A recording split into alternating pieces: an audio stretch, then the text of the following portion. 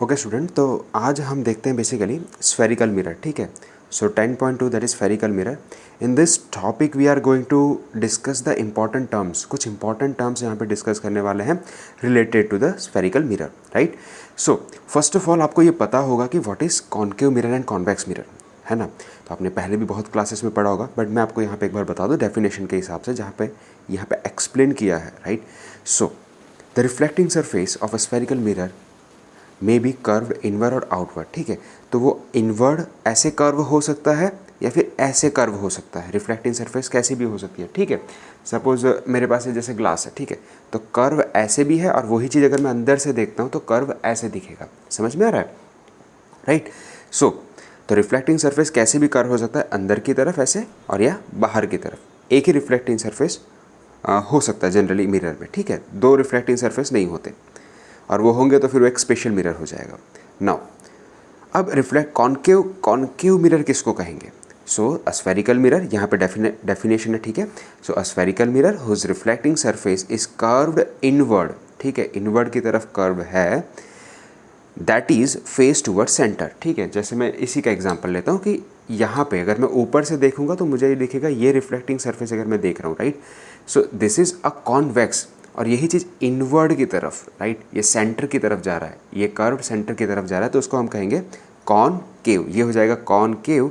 और वही अगर स्फेरिकल मिरर है जिसका रिफ्लेक्टिंग सरफेस आउटवर्ड है तो उसको हमको कॉन्वेक्स कहना है. राइट, ये समझ में आ गया. जैसे कि आप देख पा रहे हो, ये पीछे शेड पोर्शन है, ये शेडेड पोर्शन है, तो रिफ्लेक्टिंग सरफेस कहाँ पे, ये वाला है. अगेन ये वाला शेडेड पोर्शन है, तो रिफ्लेक्टिंग सरफेस कहाँ पे, यहाँ पे है. सो this is convex and this is concave. Understood. Now जैसे कि आप स्पून का एग्जांपल भी यहाँ पे देख सकते हो. यहाँ पे एग्जांपल दिया हुआ है कि स्पून का एग्जांपल, जो मैंने ग्लास के एग्जांपल से भी आपको दिखा दिया. Right, before we move forward further one spherical mirror we need to और रिकॉग्नाइज सम इंपॉर्टेंट टर्म्स. कुछ इंपॉर्टेंट टर्म्स हमें पता होने चाहिए, है ना. तो उसके बारे में हम डिस्कस करने वाले हैं. सपोज मैं ये ग्लास ही लेता हूँ. अब देखिए यहाँ पे आपको एक कर्व दिख रहा है. ठीक है, वो कर्व और यहाँ वाला कर्व क्या सेम है, नहीं. आप नीचे वाला कर्व देखोगे वो भी डिफरेंट है. तो कर्वेचर सबका डिफरेंट हो रहा है, धीरे धीरे डिफरेंट हो रहा है. तो वैसे डिफरेंट ग्लासेस के लिए, डिफरेंट मिरर के लिए कर्वेचर डिफरेंट होता है.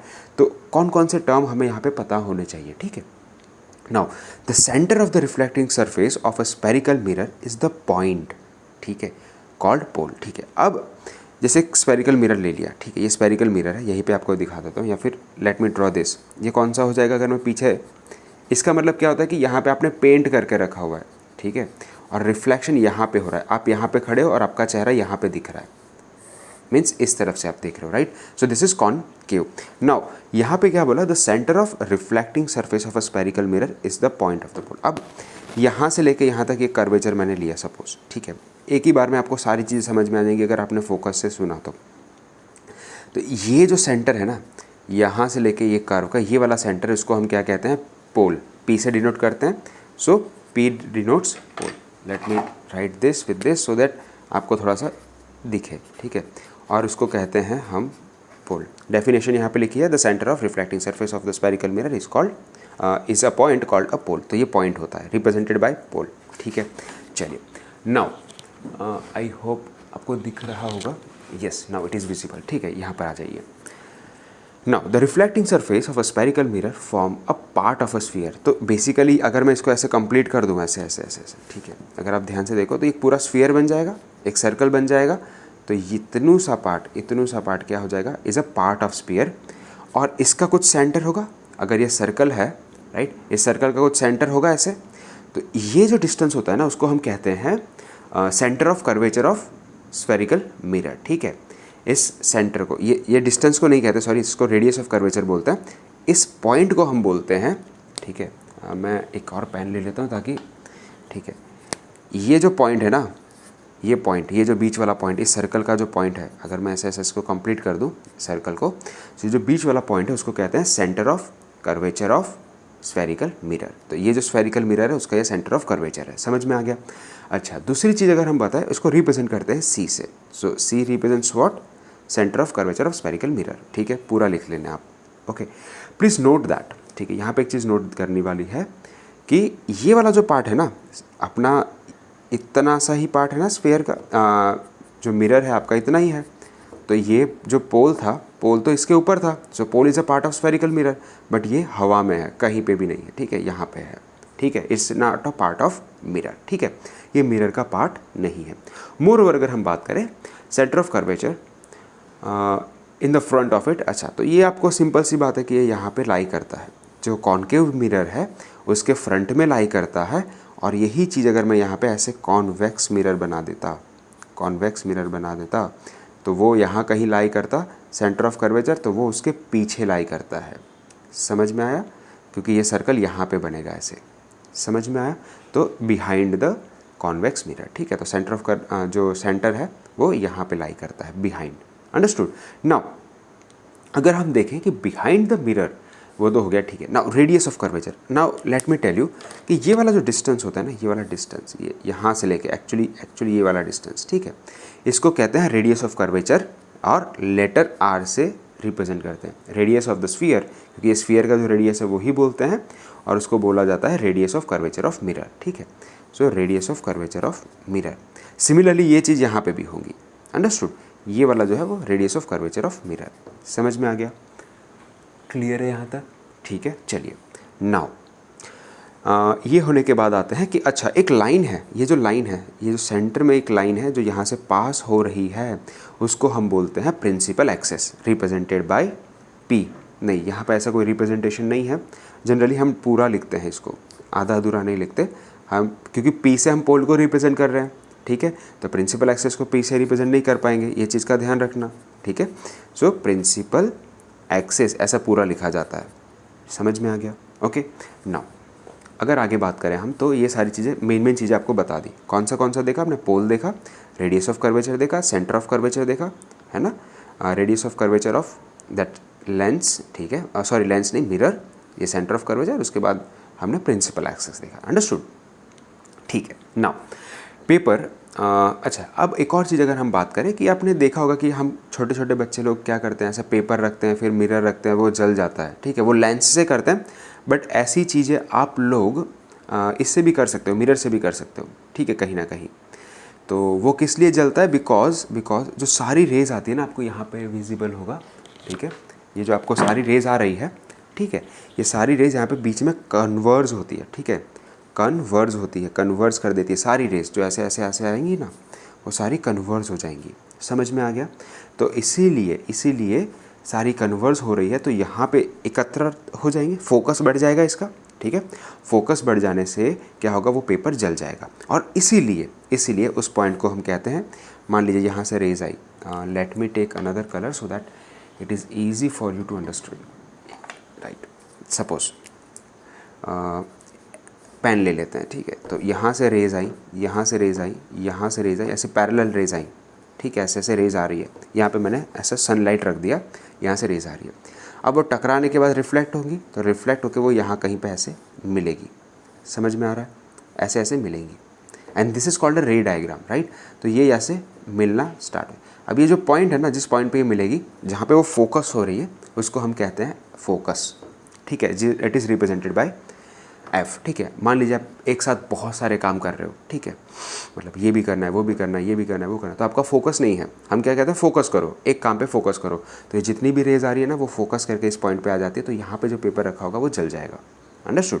और ये जो डिस्टेंस है ना, इस डिस्टेंस को हम कहते हैं, यहाँ से यहाँ का जो डिस्टेंस है उसको कहते हैं फोकल लेंथ, ठीक है, ये वाला जो डिस्टेंस है उसको हम कहते हैं फोकल लेंथ। ये क्या कहते हैं? ये रेडियस ऑफ कर्वेचर, ये वाला डिस्टेंस रेडियस ऑफ कर्वेचर, जो सी तक है, जो फोकस तक है, वो फोकल लेंथ, अंडरस्टूड। नाउ अब प्रिंसिपल एक्सेस की अगर हम बात करें, ठीक है, तो ये सारी चीज़ें तो बहुत कॉमन है, the rays parallel to the principal axis, concave mirror में क्या हो जाएगा, कॉन्केव मिरर में इस तरीके से कन्वर्ज हो जाएंगे। तो आप कहोगे सर कॉन्वेक्स मिरर में क्या होगा, है ना, क्वेश्चन होगा कि सर यहाँ पे क्या होगा, तो यहाँ पे भी ऐसे ही होगा कि let me draw a principal axis, ये मैंने प्रिंसिपल एक्सेस ड्रॉ कर दी, इसके पैरेलल में मैंने कुछ रेज दिखानी है, right, so let me draw some rays, मैंने पैरेलल में रेज दिखा दी, ठीक है।